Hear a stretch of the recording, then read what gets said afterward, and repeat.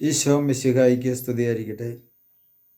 യേശുവിൽ സ്നേഹം നിറഞ്ഞ സഹോദരങ്ങളെ എല്ലാവരെയും ദൈവനാമത്തിൽ കർത്താവിൻ്റെ തിരുവചന ശുശ്രൂഷയിലേക്ക് സ്വാഗതം ചെയ്യുന്നു. പ്രിയ സഹോദരങ്ങളെ, നമുക്ക് കർത്താവിൻ്റെ തിരുവചനം നമുക്ക് ധ്യാനിക്കാം. 76-ാം സങ്കീർത്തനത്തിൻ്റെ 9-ാമത്തെ തിരുവചനം നമ്മൾ വായിക്കുമ്പോൾ നമുക്ക് കാണുവാൻ സാധിക്കും, ശാന്തതയുള്ള മക്കളെയും സൗമ്യത ഉള്ള മക്കളെയുമെല്ലാം കർത്താവ് രക്ഷിക്കുന്നതായിട്ട് നമുക്ക് കാണുവാൻ സാധിക്കും. അപ്പോൾ കർത്താവിൻ്റെ രക്ഷ ഒരു വ്യക്തിയുടെ ജീവിതത്തിൽ അനുഭവിച്ച് മുൻപോട്ട് പോകണമെങ്കിൽ പരിശുദ്ധാത്മാവ് നമുക്ക് ആ രക്ഷ, അവിടുത്തെ നീതി നമ്മുടെ ജീവിതത്തിലേക്ക് നടപ്പാക്കി തരും.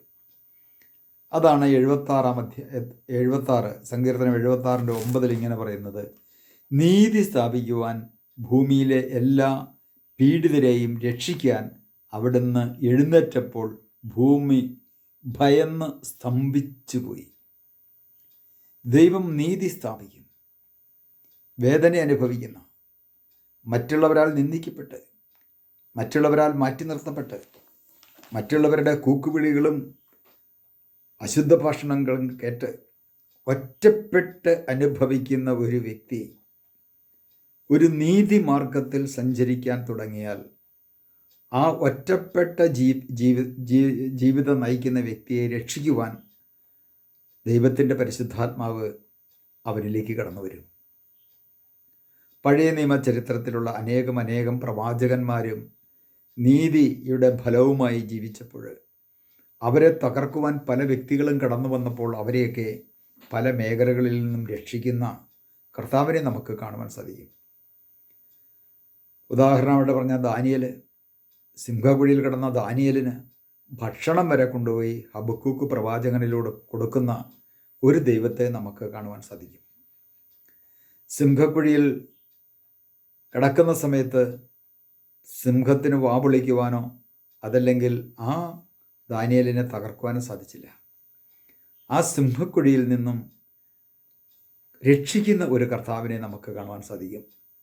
പ്രിയ സഹോദരങ്ങളെ, ഒരുപക്ഷെ ഇന്ന് നമ്മുടെ ഭവനം, നമ്മുടെ ജീവിതം വലിയൊരു സിംഹക്കുഴിയിലായിരിക്കാം, ഒരു തകർന്ന അവസ്ഥയിലായിരിക്കാം.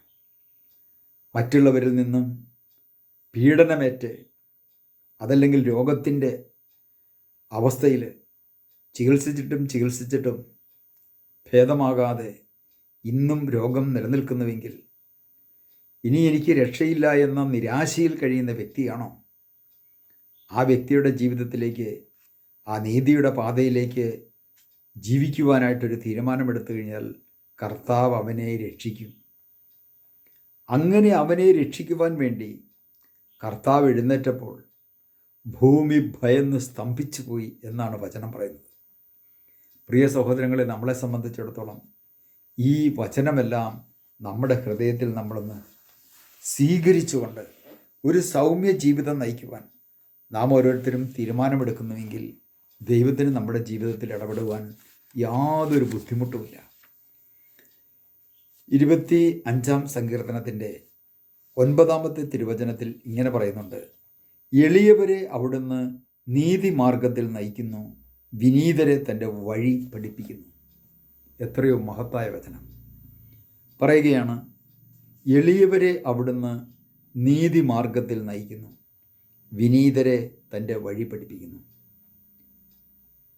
അപ്പോൾ നമ്മുടെ ജീവിതത്തിൽ ഒരു എളിയ തലത്തിലേക്ക്, എളിമയുടെ ഒരു വിധേയപ്പെടലിൻ്റെ, ഒന്ന് ശിരസ് നമിക്കുന്ന, ഒന്ന് താഴ്ന്നു കൊടുക്കുവാനായിട്ടുള്ളൊരു മനോഭാവം നമ്മുടെ ജീവിതത്തിലുണ്ടാകുമ്പോൾ കർത്താവ് അവരെ നീതി മാർഗത്തിൽ നയിക്കുകയും അതുപോലെ തന്നെ കർത്താവിൻ്റെ നേർവഴി അവരെ പഠിപ്പിക്കുകയും ചെയ്യുന്നു.